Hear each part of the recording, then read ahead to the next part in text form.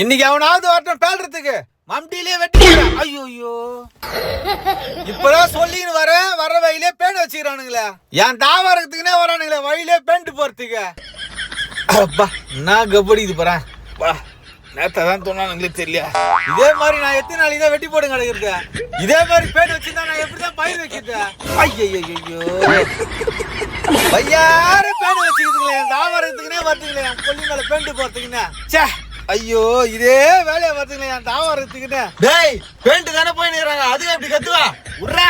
ஆமாண்டா உன் கொல்லி மேல வந்து பேண்ட் போனா நீ சும்மா இருப்படா. பையாரு பேண்ட் வச்சுக்கிதுங்கடா வந்து ஒண்ணு பாடுறா. சரி உர்றா போடா போடா உன் கொல்லி மேல இருந்தா நீ சும்மா இருப்படா. நீ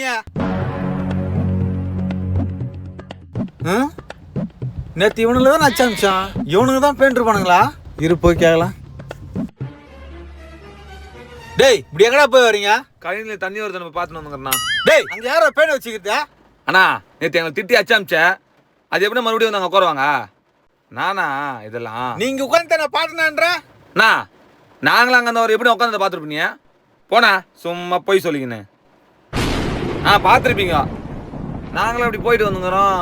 என் தாவ இருக்க எவன் தான் உட்காந்தான்னு தெரியலையே. இங்கே வந்து சாகுதுங்களே. ஐயோ டேய் யாரோ பேண்ட் போங்க உங்களை மம்டிலே வெட்டி கொண்டு போறேன்டா. ஐயோ இங்கடா பேலுவா.